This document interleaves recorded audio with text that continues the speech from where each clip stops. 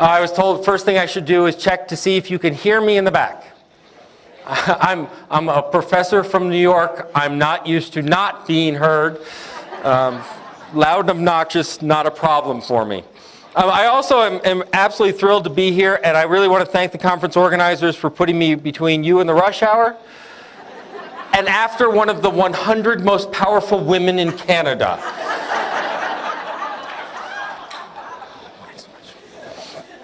It is important as a speaker, and I know that it's a long day, so your brains are going, and I promise I will have no facts, I will have no concepts, I'll have nothing interesting. Just cruise out for the next 45 minutes and go with it. It's important as a speaker that I connect both to the audience and I connect to current events. I will not attempt a Canadian accent. We can say dollar all we want. Look, the dollar, got it, all right? But I'm not doing that. Instead, I'm going to tell a joke. A librarian, a politician, and a nun are trapped at the bottom of a collapsed mine. Audience, current events? Yeah. After the initial shock of the cave-in, they all decide in the complete blackness to venture out and explore the rest of the shaft for potential salvation and an exit. They tie themselves together and go groping through the shaft. A little ways down, they bump into something clearly metallic and smooth and not boulder-like. And so they all gather around and begin to feel to determine what it is. The politician says, clearly a piece of malfunctioning mining equipment. And when I get back to the top, I'm going to have hearings and find out who's responsible for it. The nun says, no, no, no, this is clearly a gift from God. This is a magical door that if we open it, we will be free. Librarian, what do you think it is? The librarian said, well, let me see. We have a group of people with no leader groping through the dark, feeling for something and hope, and either looking for someone to blame or a miracle. It feels a lot like a library committee to me.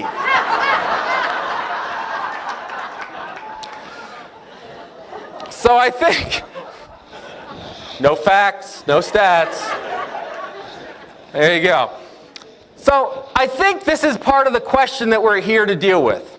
And I would just like to say that I hate this question. This question sucks. Pardon me. It sucks for many reasons, and I'm going to get into it in detail. I will also say that it's a good thing, I should admit now, maybe something I should have admitted to the conference organizers beforehand, I am not a futurist. I don't give a damn about the future. I really don't. I'm much more worried in what we should be doing today. And I really, rather than trying to predict the future, I'm much more interested in inventing the future. So my favorite quote comes from a fellow by the name of Alan Kay, who says that the best way to predict the future is to invent it. And I believe that.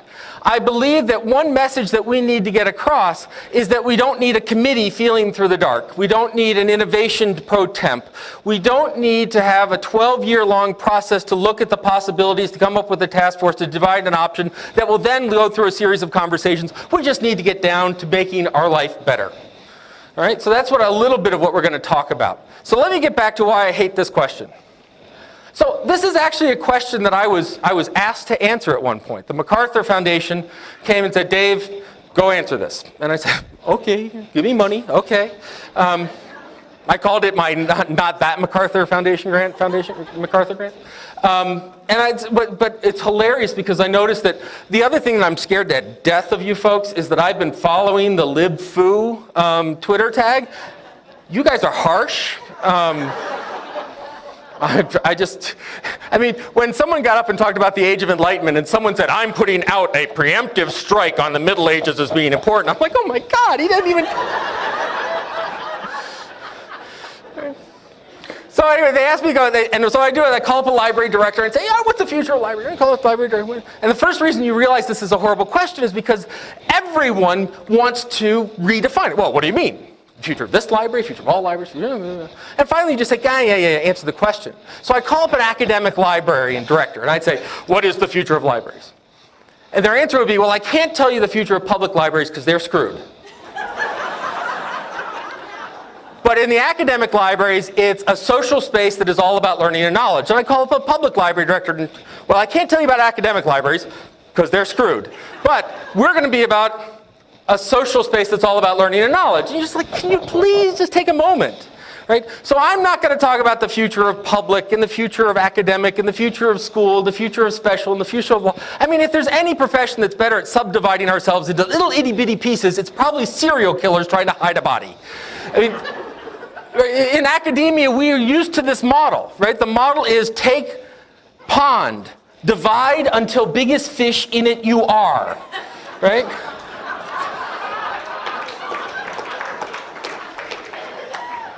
So the reason I don't like this is, first of all, it assumes that there is a future. The other reason that if you look at how this question is phrased very much as that it is determinate, that there is a future. And all we have to do is uncover it, which I guess if you wait long enough, that will happen. But when I ask this question and I look at it, what if you find that answer by looking at statistics, at looking at data, at looking at all this information, and you find that the future of libraries is none? If you find that the future of libraries is boarding them up and shuttering them. If you find that the future of libraries is killing the funding and deprofessionalizing folks and manning them as if they were Walmarts, right? Is that something that you would be happy with? Is that something that you would sit around and go, well, if that's the future, I guess I'll go start working at Walmart? A much more interesting way of saying this is, what should be the future of libraries? Right? It's something that we can act upon. And as we're going to talk about a lot today, this notion that we are in some ways someone else is going to come in and shape us. I mean, no. We want to look at how we can shape that future. Now, the next part I hate about this question, and you're going to, I can see the tweet already. Dave's splitting hairs. What the hell? I hate the notion that all we talk about is libraries. You're saying, you do realize it's a library conference, right? How many libraries are here today? Let's look around. I don't see any Ivy. There's no coffee shop in the corner or rapid reader response, and there are no students falling asleep on the third floor. We're librarians, right? The building is nothing. The building is there for us, right? So when I don't, this is the advantage of being the last speaker, is I can pick on every other previous speaker. So when I see things like iTunes up there, and I see things like Facebook, those are libraries. No, they're not. They're piles of crap. I mean, yours are beautiful, but my musical taste, not good, right? Stuff does not a library make. What do you call a room full of books? It's a closet. What do you call an empty room with a librarian? A library. If you give them an Ethernet connection, sure, in 10 days they'll have ordered lots of books, but the point is, it's the process that makes a library. It's how we function. It's what's in our head that makes us librarians. They named the building after us, right? I know that's a little historical. But if he's allowed to pick on the number 0, I'm allowed to recreate the whole naming of this. Because let's face it, we're named after Liber, right? Which is Latin. I failed Latin, right? First it killed the Romans, then me, right? And it means tree bark, because that's what they would write on. So technically you're all forest rangers if you're librarians, but all right. So what should the future, so it really should be, what should be the future of libraries and librarians? Because I can very much see a future where there are more of us and fewer of those buildings. In fact, you've probably had some of those strategic discussions. Given the economy, and I'd be lovely to hear that you totally missed the bullet because we screwed up the economy, you're welcome. It's like, why are healthcare complaints down in Canada? Because we've been watching the Americans screw it up so bad, we're not complaining anymore. So what should the future of libraries and librarians be? But that's one future. You've probably talked about it. How much does it cost to heat this building, keep the doors open, secure this building, worry about the maintenance, take care of the asbestos every so often? How long, right? But let's close that down and move the librarians where they matter, which may not be another library, by the way. So the last one is in a democracy. And this one floors me, that we often forget the nobility of our profession. That as librarians, we tend to look at ourselves too harshly. We tend to undersell ourselves to such an extreme that it infuriates me. that we look at librarianship, somehow we say, oh, we're not clerks. Well, what do you do? Well, I do a lot of clerk stuff. Right? And somehow we've given up the notion that democracy is our ultimate goal. In fact, when we're doing this, we looked at the data and you look at the literature, and what I ask for your conversations tomorrow is do not let technology overwhelm your commitment to democracy.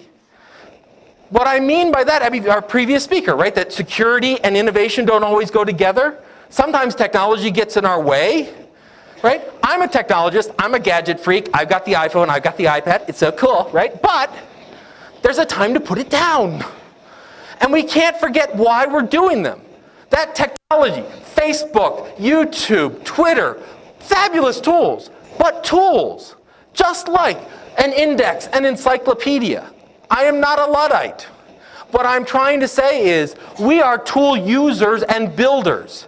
And technology goes all the way back to the wheel, right? And mark. And controlled vocabularies, and once again from the Twitter feed, alphabetizing words is a technology, right? Why are we doing this? I think that there is no more noble aspiration than democracy, than the notion of giving a community and a civilization a voice in its own future. Whatever we do, we can't cloud it from that. When we talk about our values and our ethics and our morals and all these things, we need to see what is that rudder that's keeping us going straight. But that's another talk. Now, I would love to say I came up with this wonderful title, but actually I stole it from Mel. This is a Melville Dewey quote. The librarian must be a librarian militant before he can be a librarian triumphant. I try and model myself on Melville Dewey. I've lost my hair for him. Ruined my eyes. And, you know, he's an upstate professor who's into libraries. I sort of skipped the anti-Semitic misogynist part, but other than that, Dewey 2.0, right here. And I don't necessarily know the context, but I love the phrase. And the phrase is, you know, stop the insanity. Stop underselling your role in this future. If there's one message that I can give you, stop underselling your ability to shape the future that you want. And I will tell you that to shape that future, you must be more than nice. You must be more than beloved. You must be a militant. You must actively acquire power. Now, it's interesting when I say this. Now, I teach in an information school, so we have folks who come in the telecommunications industry, information management, financial services, we call them the devil. They come in, and we have librarians. And it's funny because when I get up and I give a speech about information is power, like half the room goes, yeah, another half the room goes, well, I don't. Canvas bags. Anyway, 3 people got that joke. All right. So, a great book. If you haven't had a chance to read it, but you're all much more literate than we are in the States, so I'm sure you've read it 300 times and have it highlighted. But there is a fellow, a radical in the actually 30s and 40s and through the 70s named Saul Alinsky, wrote a great book called The Rules for Radicals. Now, I don't care if you're a communist, a progressive, a socialist. I mean, hell, you could be a capitalist, which would be hilarious because you'd look like a socialist to me. But he wrote this great book, and he uses this word power. And the idea is that he would have people come and talk about organizing and becoming a community organizer. And they'd ask, why do you want to be a community organizer? Well, I'd want to get food for the poor, and I'm going to house. He goes, no, you want power. You want power. And they go, yeah, you want power.